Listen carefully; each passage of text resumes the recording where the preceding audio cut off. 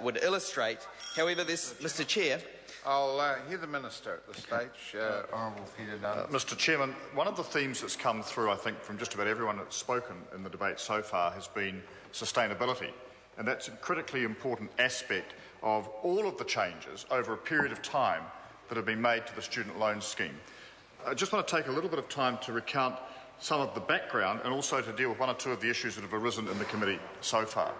Mr Chairman, when I became the Minister in 2005, there was very little control in place on the way in which the scheme was administered, who was eligible, how repayments were chased. We did not even know at that point how many overseas-based borrowers there were, let alone how many were paying their student loans off and how many had simply gone into hiding or oblivion.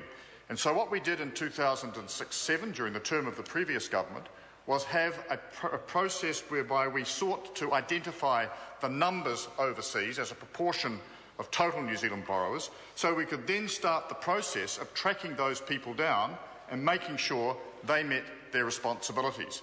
The attraction of the interest-free policy meant that there was more pressure on the scheme even then, and that the priority had to be to make sure, in terms of its sustainability, that we sought repayment.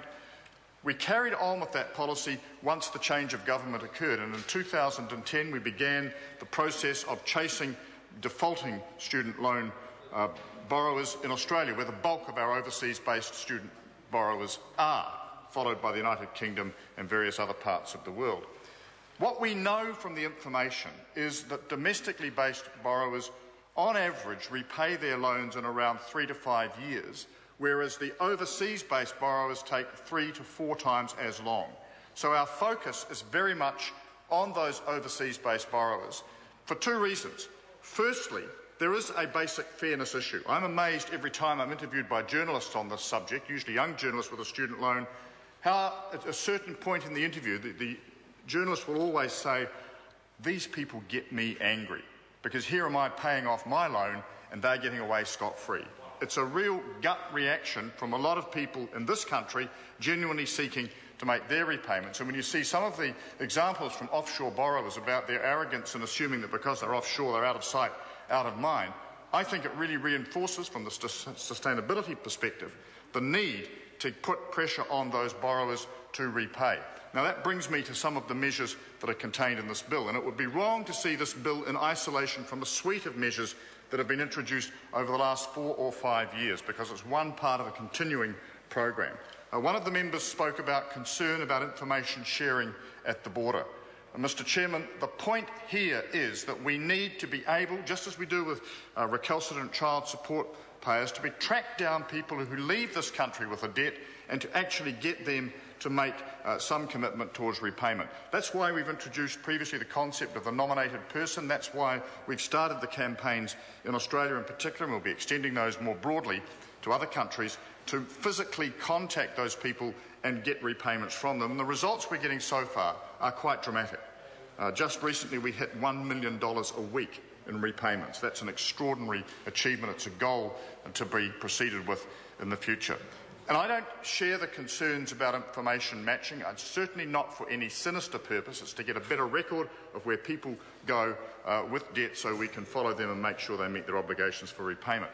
The member also felt that there was some concern about the capacity of Inland Revenue's technology to cope. Mr Speaker, the system can cope with these changes. They've been designed in such a way to ensure that that is the case. And the transitional provision that the Select Committee, I think, has prudently inserted, which is in the SOP, is designed to ensure that we can deal with some cases that have arisen, and there were some a year or so ago, quite swiftly without actually having to delay the issue of repayment even further.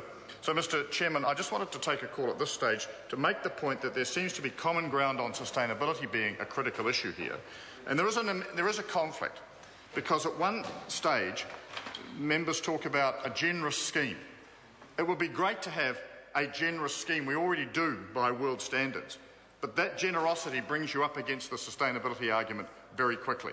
And what we have to do in the interest of the current generation of borrowers and future borrowers to come is ensure that the scheme is sustainable, and we do that firstly by prudent management of it, and secondly by ensuring that people who enter into loan commitments are under some legitimate pressure to make their repayments, because it sends all the wrong signals to simply let them go off scot-free. So that's why this bill deliberately focuses, Mr Chairman, if I just take another few seconds. Just, if members will indulge me, I'm not going to take a full 5 minutes. That's why this bill really focuses on making changes to ensure that we can track those people more responsibly. Mr Chairman, I acknowledge the support of other parties for this legislation.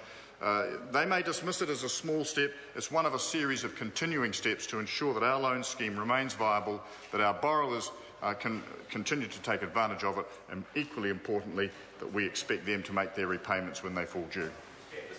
I'll hear the second call from Dr David Clark. Mr Chair, I won't take more than a couple of calls further at this point, Mr Chair.